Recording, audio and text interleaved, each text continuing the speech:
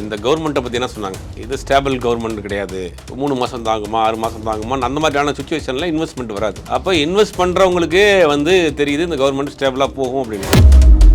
இப்போ 100 நாளே ஆன ஒரு புதிய கவர்மெண்ட்டை நம்பி 1 லட்சம் கோடி வந்திருக்கு அப்படிங்கிறது உண்மையிலேயே வரவேற்கத்தக்க விஷயம். சிலதை எக்ஸ்டர்னும் பண்ணியிருக்காங்க.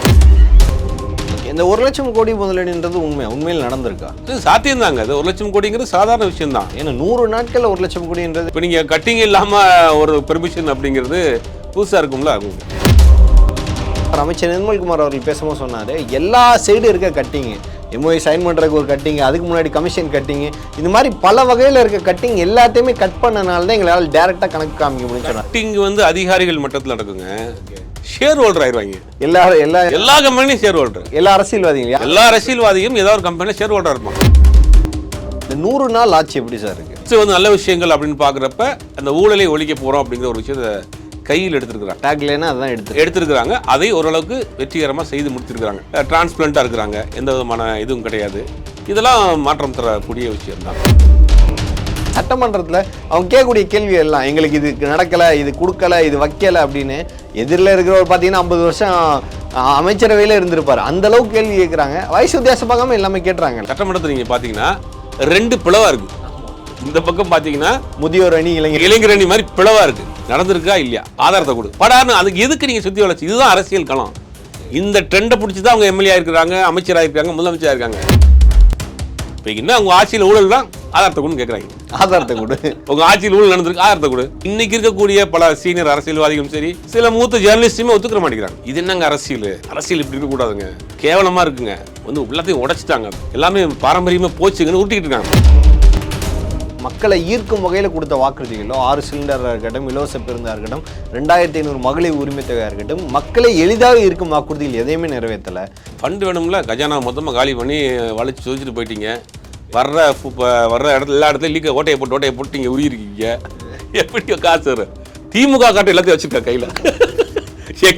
எங்கே டிபேட்டுக்கு போனாலும் சரிங்க, ஒரு புக்கு கொண்டு வந்துடுறாங்க. 100 நாள் தான் அது, அதை வைங்க. எல்லாரும் ஆளுக்கு ஒரு பிரிண்டை போட்டு கையிலே வச்சிருக்கீங்க, எல்லா இடத்துக்கும் தூக்கிட்டு வந்துடுறாங்க. ஆச்சி மசாலா, எந்த சமையலும் ருசி தேடும் ரகசியம், 20 ரூபாய். பிரைம் 9 தமிழ் நேயர்கள் அனைவருக்கும் வணக்கம். இன்றைய நமது நேர்காணலில் நம்முடைய இருந்திருப்பவர் பத்திரிகையாளர் திரு சுபேர் அவர்கள். சார் வணக்கம். வணக்கம். 1 லட்சம் கோடி முதலீடு 100 நாட்களில் ஒரு சரித்திர சாதனை படுத்த சரித்திர நாயகன் விஜய் அவர்கள் அப்படின்னு தாவைக்காவினர் கொண்டாடுறாங்க. எது உண்மை எது பொய் அப்படின்றதுல திமுகவினர் இதில் எல்லாம் நாங்கள் ஈர்த்தது இருக்குது, மொத்தமாக உங்கள் பேர்லேயே பட்டாவை போட்டுக்காதீங்கன்ற திமுகவினர் கோபமாகவும் இருக்குது. 100 நாளில் 1 லட்சம் கோடி முதல்ல சாத்தியமா? இது கொண்டாட்டத்துக்கு உட்பட்டதா? இல்லை, முதல்ல இந்த கவர்மெண்ட்டை பற்றி என்ன சொன்னாங்க, இது ஸ்டேபிள் கவர்மெண்ட் கிடையாது, 3 மாதம் தாங்குமா 6 மாதம் தாங்குமா, அந்த மாதிரியான சுச்சுவேஷனில் இன்வெஸ்ட்மெண்ட் வராது. அப்போ இன்வெஸ்ட் பண்ணுறவங்களுக்கே தெரியுது இந்த கவர்மெண்ட் ஸ்டேபிளாக போகும் அப்படின்னு. ரெண்டாவது, இன்வெஸ்டர் எப்படி பார்ப்பாங்கன்னா ஃப்ரெண்ட்லி அப்ரோச். இப்போ நீங்கள் ஒரு ஃபேக்ட்ரிங்க ஆரம்பிக்கிறீங்கன்னா கிட்டத்தட்ட ஒரு 5-6 டிபார்ட்மெண்ட்டில் நீங்கள் பெர்மிஷன் வாங்கணும். அப்போ நீங்கள் அதுக்கு இடையில் அந்த கட்டிங் இருக்குது, மற்ற விஷயங்கள்லாம் இருக்குது. இப்போ இங்கே ஒரு ஃப்ரெண்ட்லி அப்ரோச்சாக இருக்குது, எளிதில் அணுகக்கூடிய இடங்கள் இருக்கிறாங்க. இன்ஃப்ராஸ்ட்ரக்சர், அப்புறம் லா அண்ட் ஆர்டர் அண்டு கவர்மெண்ட்டோடைய அப்ரோச், இதெல்லாம் மெயின். ஒரு இன்வெஸ்ட்மெண்ட் உள்ளே வர்றதுக்கு மெயின் ரீசன் இதுதான் வரும். அப்போ அதெல்லாம் இவங்கள்ட்ட சரியாக இருக்குது. அப்படிங்கிறப்ப 100 நாளே ஆன ஒரு புதிய கவர்மெண்ட்டை நம்பி 1 லட்சம் கோடி வந்திருக்கு அப்படிங்கிறது உண்மையிலேயே வரவேற்கத்தக்க விஷயம். சிலதை எக்ஸ்டர்னும் பண்ணியிருக்காங்க. போன கவர்மெண்ட்டில் இருக்கக்கூடிய சில இது எக்ஸ்டர்னும் பண்ணியிருக்காங்க. அப்போ அதெல்லாம் எங்கள் ஆட்சியில் தான் கொண்டு வந்தது அப்படின்னு சொன்னால் உங்கள் ஆட்சியில் தான் கொண்டு வந்தது, அதெல்லாம் மாற்று கருத்து கிடையாது. புதிய இன்வெஸ்ட்மெண்ட்டும் வந்திருக்கு, பழைய இன்வெஸ்ட்மெண்ட்டும் சில எக்ஸ்டர்ன் ஆயிருக்கு. அதுதான் யதார்த்தம். ஆனால் புதிய இன்வெஸ்ட்மெண்ட் ஒரு புதிய ஆட்சியில் 100 நாளுக்குள்ளே வந்திருக்குதுங்கிறது ஒரு பெரிய அச்சீவ்மெண்ட் தான். அது அரசு விழா எல்லாத்துக்குமே கண்டிப்பாக பத்திரிகையாளர்களுக்கு முதல் அழைப்பு இருக்கும். ஏன்னா பத்திரிகையாளர்கள் எழுத்து புறக்கணிக்கப்பட்டது ஒரு பெரிய கேள்விக்குரிய. ஏன் பத்திரிகையாளர் புறக்கணிக்கப்பட்டார்கள்? இல்லை, அதை தவிர்த்திருக்கணும். ஏன்னா நீங்கள் அது ஒரு விவாதமாக இன்னைக்கு போயிட்டு இருக்கு. ஆமாம், அது மிகப்பெரிய விவாதமாக இருக்கும். ஏன்னா தொழில்துறை அமைச்சர் டிஆர்பி ராஜா அதை மேற்கோள் காட்டி சொல்லியிருக்காரு. ஏன்னா அவங்க வந்தால் தெரிஞ்சிடும் எது திமுக பண்ணது எது தாவேக்கா பண்ணது, கேள்வி கேட்பாங்க, பயந்துட்டு நீங்கள் பத்திரிகை இல்லை, நீங்கள் குறைந்தபட்சம் அந்த ஃபங்க்ஷனையாவது கவர் பண்ண விட்டு அலோவ் பண்ணியிருக்கணும். நீங்கள் ஃபுல்லாக விடாட்டியும் கூட ஒரு 3 ஹவர்ஸ் அலோவ் பண்ணிவிட்டு அந்த ஃபங்க்ஷன் நடக்குது இல்லையா, அதை மட்டும் கூட நீங்கள் அலோவ் பண்ணியிருக்கலாம். எப்படி இருந்தாலும் பப்ளிக் டொமைனில் என்ன கம்பெனியோட நீங்கள் எம்ஓஐ போட்டிருக்கீங்கன்னு நம்ம போடத்தான் போகிறோம். அதை வெளியே எடுத்துருவாங்க, வெளியே எடுத்து பார்க்க தான் போகிறோம். அப்படிங்கிறது மறைச்சலாம் செய்ய வேண்டியதில்லை. யார் கொடுத்த ஐடியான்னு தெரியல, இந்த பத்திரிகையாளர் சந்திப்பை அவாய்ட் பண்ணதுங்கிறது இப்போ எதிர்கட்சிகளுக்கு இதை வந்து ஒரு பெரிய வசதியாக போச்சு. அதை வந்து எடுத்து ஒரு அரசியல் பணம் தான் செய்கிறாங்க. அதை அலோவ் பண்ணியிருந்தாங்கன்னா 2 மணி நேரம் 3 மணி நேரமாக அவங்க கவர் பண்ணிட்டு போயிருப்பாங்க. வெளியில் வந்து பைட்டு போடுறாங்க, அப்போ என்ன செய்வீங்க? அதே உள்ளே போன ஆட்கள்கிட்ட வெளியில் வந்து பைட்டு போடுறாங்க. அவங்க பேசிட்டு தான் போகிறாங்க.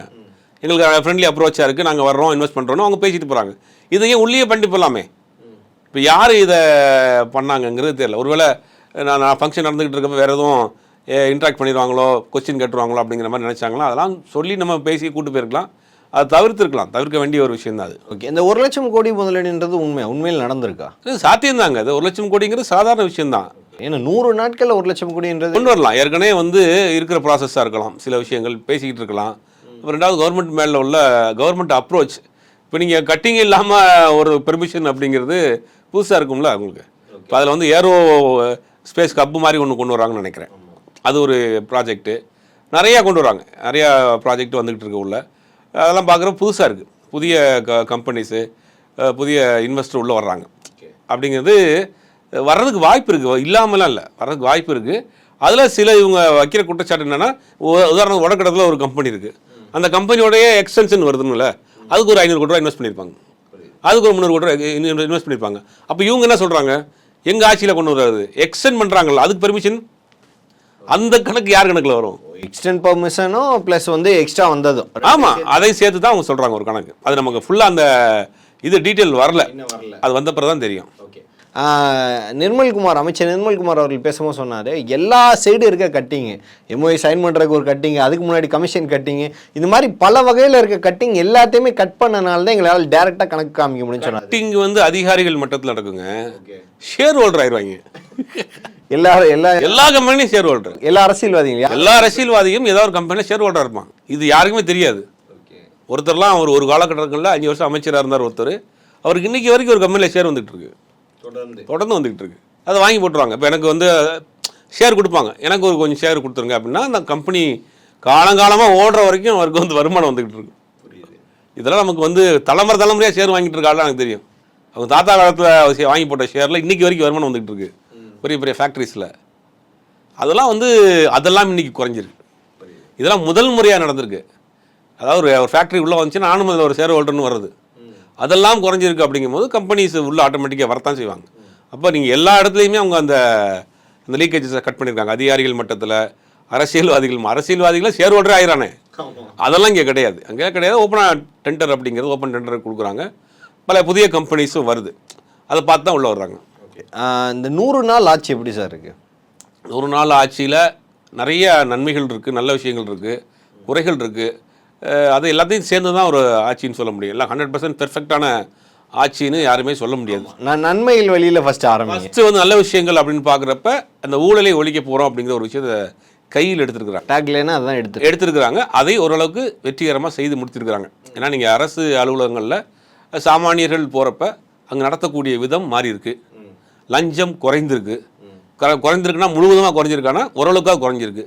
இப்போ 1000 ரூபா கொடுத்தா தான் பாப்பன்னு சொல்கிற இடத்துல கொடுக்குறத கொடுத்துட்டு போங்கன்ற அளவுக்கு வந்து நிற்கிறான். கொடுக்காட்டியும் பரவாயில்லன்னு வந்துட்டான். அப்போ அது ஒரு பெரிய மாற்றம். 50 வருஷமாக நம்ம வந்து பலரும் சொல்லிகிட்டு இருக்க விஷயம் அது மாறி இருக்கு. அதிகாரிகள்கிட்ட அரசியல்வாதிகள் தலையீடு இல்லாமல் இருக்கு, அது ரொம்ப முக்கியம். சுத்தமாக இல்லை. ரிஜிஸ்டர் ஆஃபீஸில் போய் டேபிளில் போட்டு உட்காந்துருக்குறாங்க. ரிஜிஸ்டர் ஆஃபீஸ் உள்ளே இருப்பார், இங்கே வேற அந்த ஆளுங்கட்சிக்காரன் வெளியில் டேபிள் போட்டு உட்காந்துருப்பான். இவனுக்கு ஒரு கட்டிங்கை போட்டு தான் உள்ளே ரிஜிஸ்டர் பண்ண முடியும். கவுன்சிலர்கள் அதே ஏரியாவில் அவன் தான் கும்பிட்டு ஓட்டுக்கு வாங்கியிருப்பான். ஆனால் அவன் மேலே ஒரு 10 ரூம் கட்டினானா அவன் போய் காசு வாங்குவான். இதெல்லாம் குறைஞ்சிருக்கு. இதெல்லாம் நேரடியாக பொதுமக்களை பாதிக்கக்கூடிய விஷயம். அது பெரிய வரவேற்கத்தக்க விஷயம். மாற்றம் நடந்திருக்கு. 2வது டிரான்ஸ்பிளண்ட்டாக இருக்காங்க. 2வது அவங்க மேலே வைக்கக்கூடிய ஒரு குற்றச்சாட்டு, அவங்க புதுசு அனுபவம் இல்லைன்னு, அதையும் உடைச்சிருக்காங்க. சட்டமன்றத்தில் அவங்க பேசக்கூடிய அந்த தரவுகள், புள்ளிவிவர தரவுகளோடு பேசுகிற விஷயம், அதையும் அவங்கள உடைச்சிருக்கு. அக்சசபிளாக இருக்கிறாங்க. ஒரு அமைச்சரையோ ஒரு எம்எல்ஏவையோ நீங்கள் கான்டாக்ட் பண்ணுறது ரொம்ப இதாக இருக்குது. சமீபத்தில் ஒரு வீடியோ கூட பார்த்தேன். பெரியகுளம் சட்டமன்ற உறுப்பினர் சபரி அப்படிங்கிறவர், அந்த ஊருக்குள்ளே வந்து ஆம்னி பஸ் வந்து வராமல் பைபாஸ்லேயே போயிருக்கு. அப்போ அந்த ஊர்லேருந்து காலேஜில் படிக்கிற பசங்க பொண்ணுங்க எல்லாம் வந்து என்னென்னா ஊரில் பஸ் வரலன்னு வெயிட் பண்ணுறாங்க. இல்லாட்டி பஸ் வரலன்னா ஊருக்கு அவுட்டரில் போகணும். ஒரு சட்டமன்ற உறுப்பினருக்கு ஃபோன் பண்ணி அவர் அங்கே வந்து பஸ்ஸை மறைச்சி உள்ளே கொண்டு வந்துருக்காரு.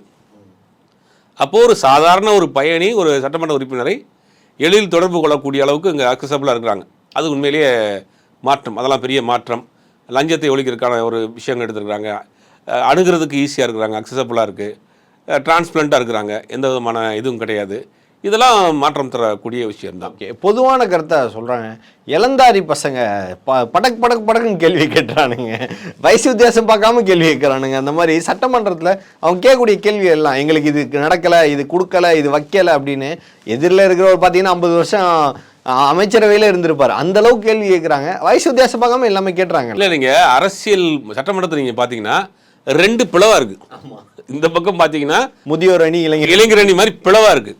நீங்கள் அந்த சுற்றி வளைச்சு மாண்புமிகு பேரவைத் தலைவர்களே 1947 நீ என்ன கேட்ட, நீ நடந்திருக்கா இல்லையா, ஆதாரத்தை கொடு படான்னு. அதுக்கு எதுக்கு நீங்கள் சுற்றி வளைச்சு? இதுதான் அரசியல் களம். இந்த ட்ரெண்டை பிடிச்சி தான் அவங்க எம்எல்ஏ இருக்கிறாங்க, அமைச்சராக இருக்காங்க, முதலமைச்சராக இருக்காங்க. இந்த ட்ரெண்டை நீங்கள் விட்டுட்டீங்க. வளவலன்னு ஒருத்தனை கதை கட்டினா சீரும் புளியவா, சிறுத்தையவா, கூண்டை விட்டு வெளியே வா அப்படின்னு பாரதிதாசன் கவிதை படிக்கிறது, பாரதியார் கவிதை படிக்கிறது, வீட்டில் உட்காந்து மனப்பாடம் பண்ணிட்டு வந்த பிறகு ஒப்பிக்கிறது, கம்பராமாயணத்துலேருந்து அதை மேல் கொட்டி காட்டுறது. உன்ட்ட நான் என்ன கேட்டேன், தண்ணி வருமா வராதா, நீ எதுக்கு புலியெல்லாம் கூப்பிடுற, ஏன் புளியை திறந்து விட சொல்றேன்னு கேட்குறது. இதெல்லாம் வந்து என்ன, அது ஒரு பழைய ஸ்டைல் அரசியல். மேடையில் வந்து அப்படி நீட்டி முழங்கி பழைய வரலாறுகள்லாம் பேசி அப்படி இப்படி உருட்டுறதெல்லாம் பழைய அரசியல். இப்போ என்ன உங்க ஆட்சியில் ஊழல் தான், ஆதாரத்தை கொடுன்னு கேட்குறாங்க. ஆதாரத்தை கொடு, உங்க ஆட்சியில் ஊழல் நடந்திருக்கு, ஆதாரத்தை கொடு. பொதுச் செயலாளர் டென்ஷன். ஆமாம், உங்க ஆதாரம்னு சொல்லிட்டு நீங்க வாங்கினதை குத்திட்டு வந்துடுறாங்கன்றாங்க கவுண்டரு. அப்போ இதுதான் அரசியல் களம் மாறி இருக்கு. இதுதான் ட்ரெண்டிங். கேட்குற கேள்விக்கு பதில் சொல்லு. சுற்றி வளைச்சு 1947 என்ன தெரியுமா, 1957 என்ன தெரியுமா, 67 ராபர்ட்சன் பூங்கா தெரியுமா, எல்லாம் இருக்குயா, இப்போ இன்னும் அதை சொல்லியாங்கிற மாதிரி ஆயிடுச்சு. அப்போ இதுதான் அரசியல் களம், இதுதான் மாறி இருக்கு. இன்னைக்கு வந்து பெண்கள், குழந்தைகள் பலரும் இன்னைக்கு வந்து பார்க்க ஆரம்பிச்சிருக்காங்க. அரசியல் நிகழ்ச்சிகளை உட்காந்து பார்த்துக்கிட்டு இருக்காங்க. அப்படிங்கும்போது அரசியல் வேறொரு தளத்துக்கு மாறிடுச்சு. அதை இன்னைக்கு இருக்கக்கூடிய பல சீனியர் அரசியல்வாதிகளும் சரி, சில மூத்த ஜேர்னலிஸ்டுமே ஒத்துக்கிற மாட்டேங்கிறாங்க. இது என்னங்க அரசியல், அரசியல் இப்படி இருக்கக்கூடாதுங்க, கேவலமாக இருக்குங்க, வந்து எல்லாத்தையும் உடைச்சிட்டாங்க, எல்லாமே பாரம்பரியமாக போச்சுங்கன்னு ஊட்டிக்கிட்டு இருக்காங்க. இந்த பாரம்பரியம்னா அன்பே, அழகே, அறிவே, கனியே, உயிரே, இலக்கியமே அப்படின்றதெல்லாம் போயிடுச்சு. இன்னைக்கு நான் என்ன கேட்குறேன், என்ன பதில் சொல்கிறேன்.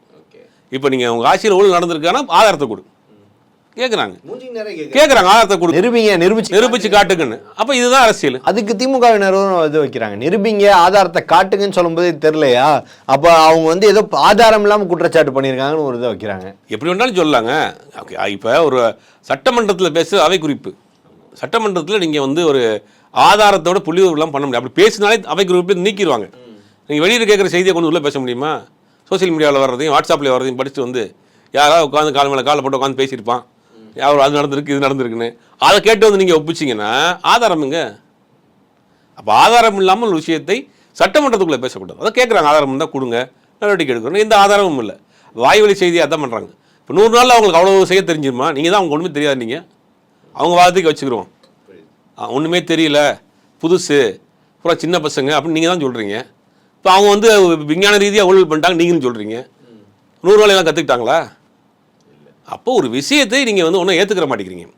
எல்லாமே மாறி இருக்குது, களம் மாறி இருக்குது, அரசியல் மாறி இருக்குது. அரசியல் பார்க்கக்கூடிய குழந்தைகள் வீட்டில் உட்காந்து அரசியல் பார்த்துட்டு இருக்கு. போகோ சேனல் பார்த்த குழந்தை வீட்டில் அரசியல் சட்டமன்ற நிகழ்ச்சியை பார்க்குது நீங்கள் உட்காந்து.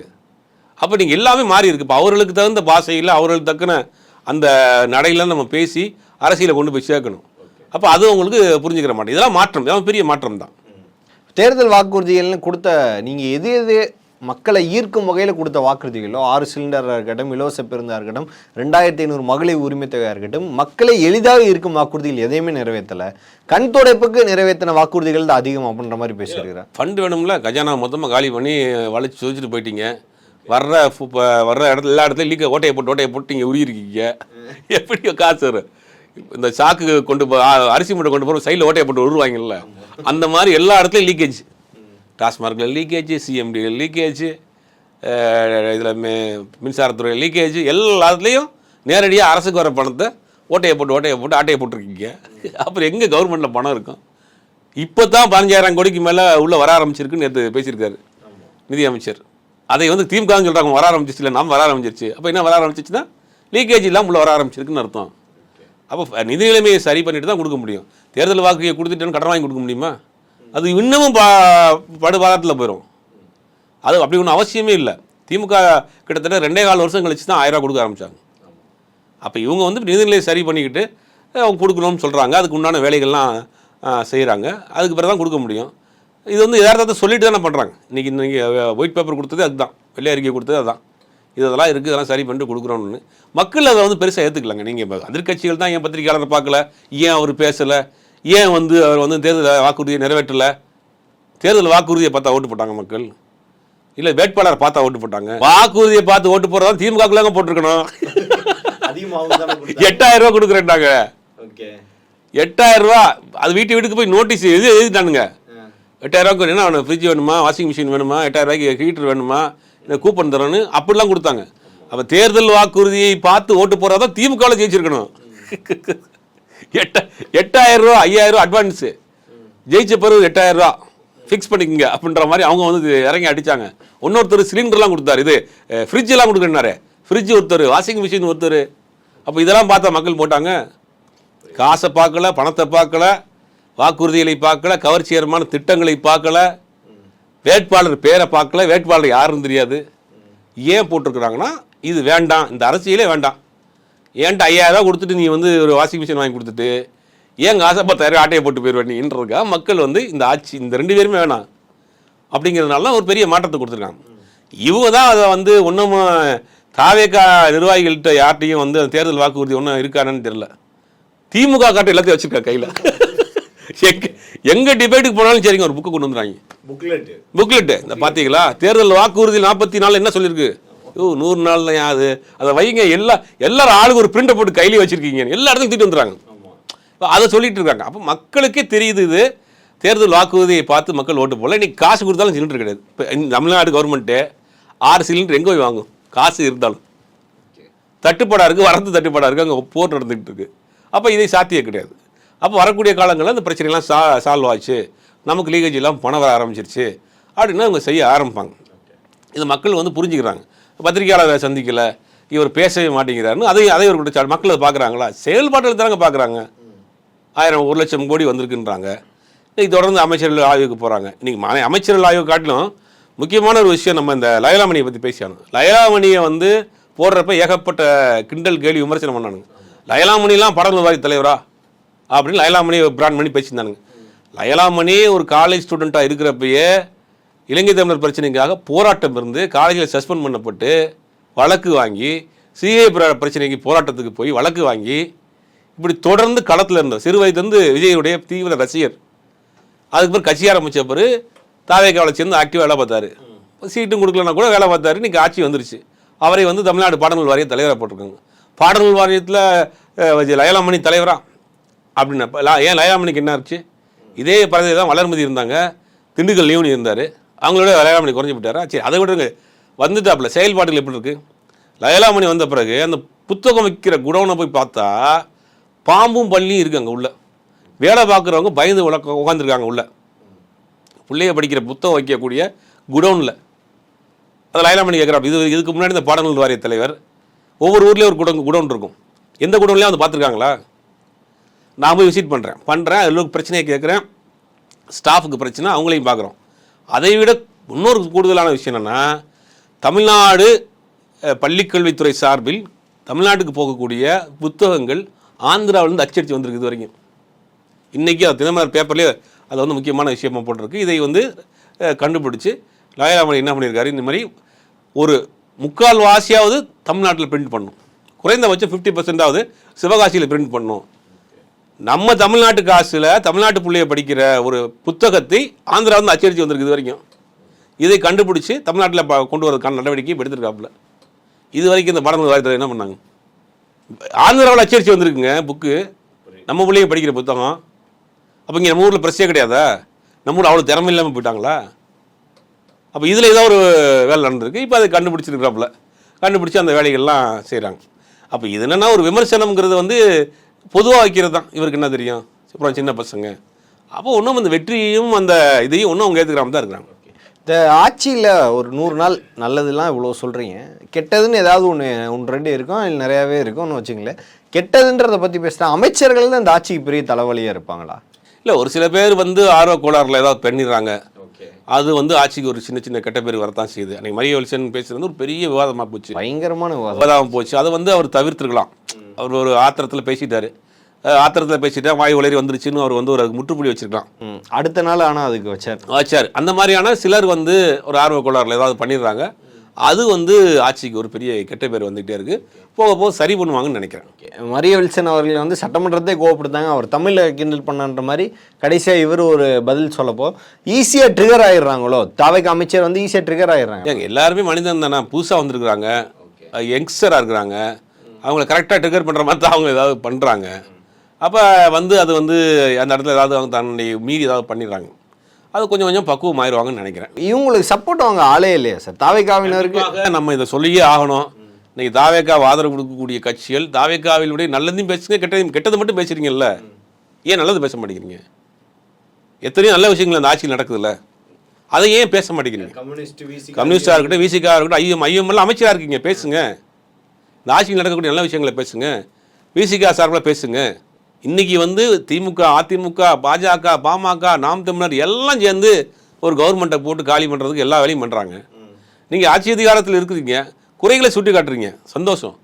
அது நிறைகளை நீங்கள் வந்து பாராட்டணும்ல, ஏன் பாராட்ட மாட்டேங்கிறீங்க? ஏன் அந்த மனப்பான்மை வர மாட்டேங்குது? அதைத்தான் நம்ம பார்க்க வேண்டியதாக இருக்குது. எல்லாருமே பேசுகிறாங்க அங்கே. எல்லாருமே வந்து பார்த்தீங்கன்னா எடப்பாடி பழனிசாமி பேசுகிறத திமுக ஆதரவு 2 சேனல்லையுமே லைவ் போடுறாங்கன்னா பார்த்துக்கலாம். எந்த கட்சியில ஜே டிவில போதா நியூஸ் ஜேல போதான்னு தெரியல, அந்த அளவுக்கு இவங்கெல்லாம் ஒண்ணுக்குள்ள ஒன்னாயிட்டாங்க. என்ன காரணம்?